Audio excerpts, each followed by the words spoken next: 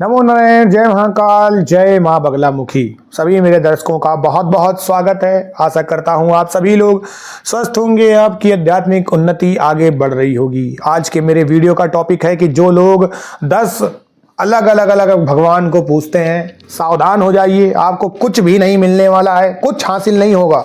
आप कितनी भी पूजा पाठ कर लें, एक बात याद करिए, मैंने कई बार अपने वीडियो में ये बात बोली है कि अगर आपने केवल एक ग्रह को भी साध लिया, भगवान तो बहुत बड़ी बात हो गई, अगर आपने ग्रह को साध लिया तो ग्रह भी देवता होते हैं। सूर्य स्वयं नारायण हैं, चंद्रमा स्वयं भगवान भोलेनाथ हैं, मंगल स्वयं भगवान हनुमान जी हैं, बुध स्वयं कृष्ण भगवान हैं, बृहस्पति स्वयं नारायण हैं, शुक्र स्वयं माँ दुर्गा हैं, माँ लक्ष्मी हैं, माँ अन्नपूर्णा हैं, शनि भगवान फिर से अगेन भैरव जी को रूल करते हैं, और राहु केतु इस दुनिया का पूरा भ्रम और माया जाल है। और इन दोनों से बचना है तो फिर से आपको इन भगवानों की शरण में जाना होगा, इन ग्रहों की शरण में जाना होगा।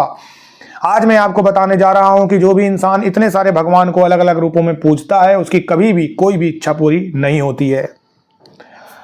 जो इंसान सच्चे मन से किसी भी एक भगवान का चरण पकड़ के रहता है, उसकी सारी इच्छाएं पूरी हो जाती है और बदले में उसे सब कुछ मिलता है। बहुत सारे मुझे ऐसे क्वेश्चन आते हैं कि मैं पूजा तो कृष्ण भगवान की करता हूं, लेकिन मुझे सपने में मां काली दर्शन देती है। मैं काली की पूजा करता हूं, लेकिन सपने में हनुमान जी दिखते हैं। क्यों दिखते पता है आपको? क्योंकि आपका मन विचलित है। ये बात समझ लीजिए, आप मन विचलित है, और मन से ही हमें स्वप्न में कई प्रकार के दर्शन होने लग जाते हैं। जो आप सोचोगे वो आपको सपना दिखा देगा, ये कंफर्म है। अब आप सुनिए, मैं आपको बताने जा रहा हूं कि आज के समय में अज्ञानतावश, आकर्षण के चलते अलग अलग देवी देवताओं की पूजा अर्चना अनुष्ठान करते हैं।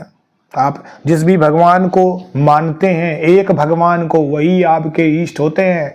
आपके 1000 माता पिता नहीं होते हैं, आपका माता पिता सिर्फ एक होता है। समझिए इस बात को। इसीलिए वो लोग भटकते रहते हैं और कभी भी पूर्ण सफलता को प्राप्त नहीं कर पाते हैं।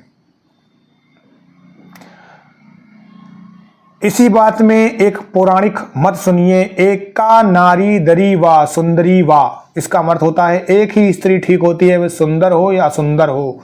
और उसी प्रकार से एको देवो शिवो वा वासुदेवो वा, अर्थात एक ही देवता ठीक होता है, चाहे वो शिव हो या विष्णु हो।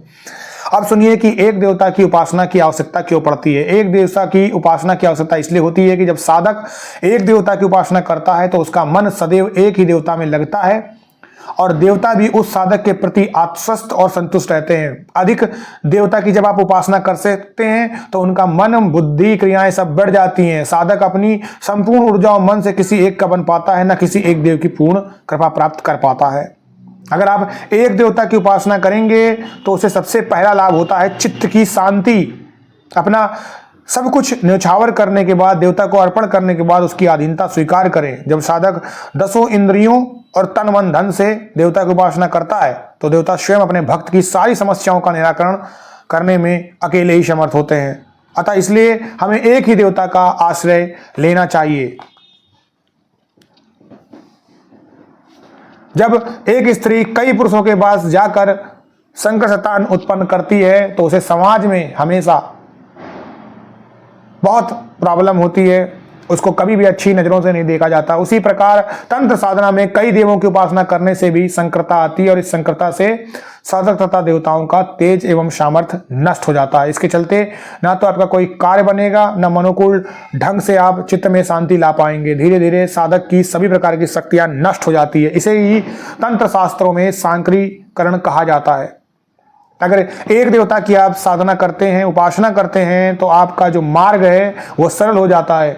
एक देवता की उपासना करने से एक तो साधक को एक ही प्रकार की पूजन सामग्री, एक ही प्रकार का साधना करना होता है, और उसके बाद कम समय में भी कम नष्ट होता है। और एक पथ पे जब वो चलता है तो रास्ता खुलता जाता है, उसके कामों में लाभ मिलता है, तीव्रता बढ़ती है, शीघ्रता आती है। और अगर आपको ज्यादा ही पूजा पाठ में अंदर तक घुसना है और आपको लगता है कि अभी मेरा मन शांत नहीं हुआ है, तो आप एक काम कर सकते हैं, पूजा विधान की जो मात्रा है उसको बढ़ा दीजिए, हवन की मात्रा को बढ़ा दीजिए, मंत्र के जाप के पाठों को बढ़ा दीजिए, स्तुति करने की मात्रा को बढ़ा दीजिए। तो इस तरीके से आप कई देवता की जो पूजा होती है उसको एक बार में ही पा लेंगे। एक देव से एक निष्ठा, एक देवता की आराधना उपासना करने से निश्चय ही जो साधक होता है उसमें देवता के प्रति एक प्रकार की निष्ठा आ जाती है, भाव आ जाती है। जब भी कोई एक स्त्री एक पुरुष के प्रति एकनिष्ठ होती है या एक पुरुष एक स्त्री के प्रति एकनिष्ठ होता है तो दूसरे पक्ष का भाव भी अपने आप ही अधिक अधिक बढ़ता चला जाता है। ठीक उसी प्रकार से यदि केवल एक देवता का ही आप आश्रय लेते हैं तो आप देखेंगे कि आपके अंदर दृढ़ आएगा, आपके अंदर भक्ति आएगी, समर्पण आएगा और देवता आपसे शीघ्र प्रसन्न हो जाएंगे और ये साधक के लिए हितकर भी होता है।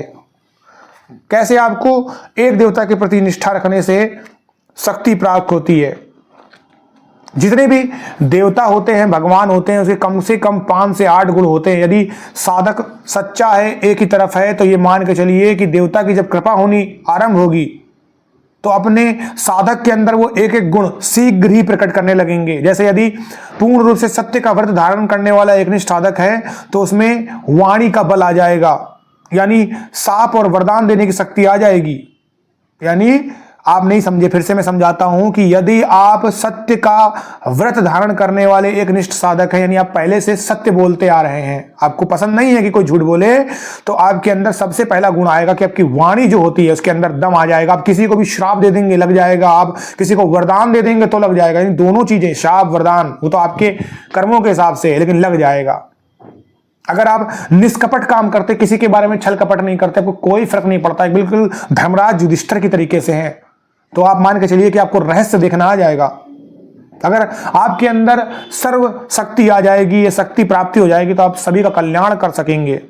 जैसे जैसे साधक के अंदर शक्तियां प्राप्त होती हैं वैसे वैसे साधक को अपने अंदर आत्मज्ञान होता है, आत्म कल्याण करता है, अपना भी और संसार का भी।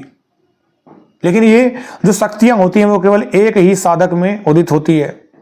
अधिक अनेक देवताओं की अगर आप साधना करेंगे तो स्थिति ये होगी कि जिस भी देवता की वो उपासना करेगा, जिसके लिए कार्य करेगा, वो कार्य तो उसका संपन्न हो जाएगा, लेकिन यह भी कंफर्म है कि उसके बाद देवता का संबंध उसी स्थान से उसी समय समाप्त हो जाएगा।